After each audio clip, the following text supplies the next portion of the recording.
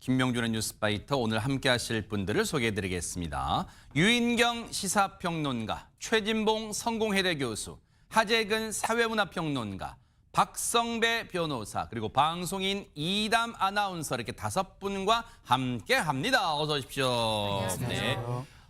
대한민국도 지금 정신이 없지만 요즘 전 세계도 바삐 돌아가고 있는데요. 첫 번째 가볼 나라는 어딜까요? 이담 아나운서. 미국으로 먼저 가보겠습니다. 네. 나라마다요, 운전하는 교통법규 조금씩 다른 부분이 있을 수 있잖아요. 네. 하지만 전방 주시를 꼭 해야 되는 거, 또 휴대전화 사용하면 안 되는 거, 운전 중에. 중요하죠. 모든 나라가 똑같잖아요. 그쵸. 국적 불문입니다. 그런데 대체 이거를 왜 안 지키는지 모르겠습니다. 영상 한번 확인해 보시죠. 어떤 일일까요?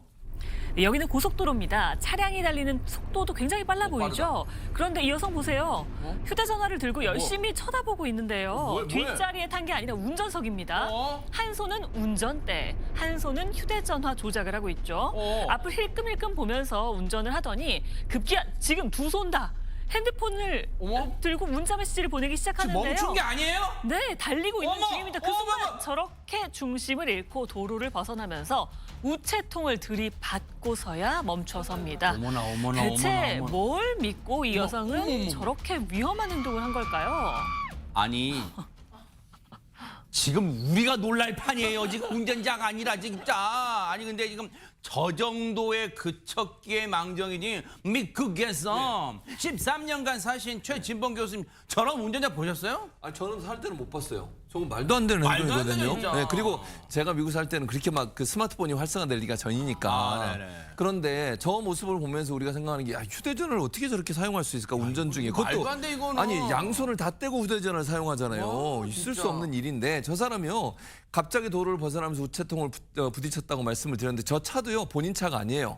차량 공유업체 있잖아요. 거기서 빌린 차입니다. 근데 사고가 나는 바람에 차가 이제 부서졌잖아요. 네네. 수리비만 700만 원이 나왔다고 그래요. 그러니까 이제 엄청난 이제 본인도 어쨌든 이제 대가를 치르는 것인데 네. 문제는 우리 모두가 주의해야 돼요. 요즘 이제 휴대전화 보시는 분들 가끔 있어요. 그 운전하다 보면 옆에서 제가 이렇게 보면 정말 위험합니다. 그거 괜찮다고 생각하고 요즘 보면 또 차량들이 안전주행하도록 몇 가지 장치들이 있다 보니까 그걸 또 의지하고 그러신 분도 계시는데 맞아요. 절대로 안 됩니다. 정말 위험하다는 거 꼭 기억하셨으면 좋겠습니다. 그래요.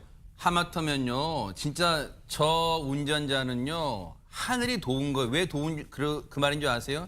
만약에 핸들이 왼쪽으로 중앙선 쪽으로 틀어졌다고 생각해보세요. 마주오는 차량 어떻게 됐을 거예요. 정말로 다시는 그런 짓, 무모한 짓 하지 말기를 바라겠습니다. 그런가 하면 또 어느 나라로 가볼까요? 박성배 변호사님. 미국 소식 하나 더 준비했습니다. 아하. 지난주 캘리포니아에는 엄청난 폭우가 쏟아지면서 대형 재난이 발생했습니다. 당시 상황 너무나 아찔하면서도 믿기 힘든 순간인데 바로 영상으로 보시겠습니다. 네네. 한 마을 주민이 황급하게 트럭에 올라타죠. 어머. 얼마 지나지 않아서 쓸려온 진흙더미가 이 도로를 따라서 빠르게 마을을 어떡해. 덮치고 맙니다. 어머나. 진흙더미가 너무나 순식간에 밀려오는 어떡해. 바람에 피할 새도 없어 보이는데 아이고. 세차게 들이차는 모습에 오죽하면 괴물폭우라는 말까지 나오고 있습니다.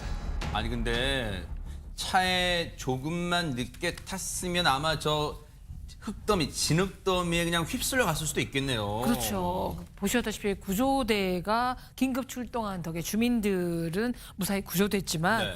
진짜 괴물폭우라는 말이 딱 맞는 표현인 것 같아요. 괴물폭우로 곳곳에서 산도 무너졌어요. 네. 폭우만 나는 게 아니라 어머. 상당수의 주택이 파손된 것으로 전해졌고요. 네. 진흙더미에 갇혔다가 구조된 지역 주민들은 죽지 않고 살아난 것만도 다행이다 이런 얘기를 하고 있습니다. 네. 그런데 사실은 캘리포니아는 캘리포니아 드리밍이라는 노래가 있지만 굉장히 아름답게 보이지만 이 괴물폭우만이 아니라 되게 무서운 게 산불도 엄청나게 맞죠. 해마다 맞아, 나잖아요. 맞아요. 네. 근데 그게 뭐냐면 기후 변화가 또 유난히 심하다라는 겁니다. 그래서 해마다 괴물폭우가 오기도 하고요. 네. 또 피해자가 속출하고 있는데 해수면 온도가 상승하면서 수증기의 양이 또 굉장히 몰고 온 수증기가 네. 사람들이 괴롭히는 저런 괴물폭우로 변한 것 같아서 기후 변화에도 훨씬 더 신경을 써야 될 것 같습니다. 이게 다 인간이 네. 함부로 자연을, 함부로 지구를 아프게 한 대가를 지금 받고 있는 것 같아요. 지금이라도 늦었다고 생각할 때가 빠르단 말이 있잖아요. 지금부터라도 우리 후세대를 위해서, 후손들 위해서라도 지구를 잘 보호해야지 기후변화의 역습 같은 걸 우리가 막을 수 있지 않을까 그런 생각해 봅니다. 그런가 하면 이번 또 어느 나라 가볼까요? 하재근 평론가님. 이번에는 웅장한 대자연 히말라야 산맥으로 가보겠습니다. 오호.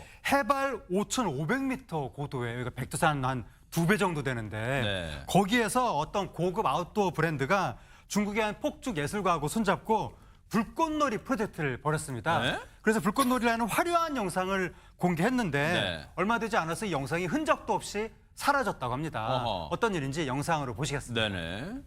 이제 당시에 산맥 위로 정말 알록달록한 불꽃이 어머머. 이렇게 터져오르는 영상이 공개가 된 건데 어머. 멀리서 보면 마치 용이 산 정상으로 승천하는 어머. 듯한 장관이 펼쳐졌습니다. 네. 하지만 감탄도 잠시 영상을 본 현지 누리꾼들이 환경을 망치는 쇼라면서 싸늘한 반응을 쏟아냈는데요.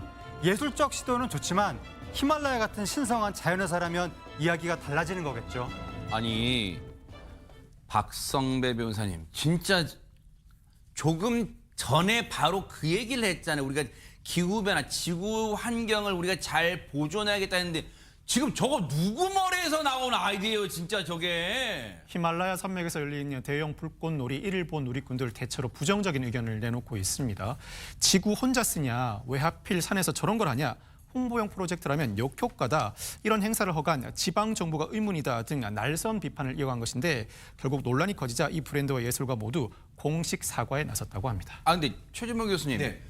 상식이 있다면 저렇게 해서는 안 되겠다, 비판받겠다 그런 생각 못해요. 왜냐하면 폭죽이 터지면 그 잔해물이 일단 저 산에 쌓일 거 아니에요. 그리고 저 폭죽이 터지면 물론 우리나라도 폭죽 뭐 세계 불꽃놀이인가 합니다만 폭죽을 많이 터뜨리면 그 미세먼지가 엄청나게 증가해서 지금 지구 오염, 대기 오염은 되잖아요. 지금 뭐 당연하죠. 그런 생각 못 해요? 그러니까요. 그런 기본적인 생각만 있다면 저렇게 안 하겠죠. 근데 저렇게 그렇게 하면서 홍보에만 생각을 하고 그것이 미치는 부정적 효과는 전혀 판단 안 한 거예요.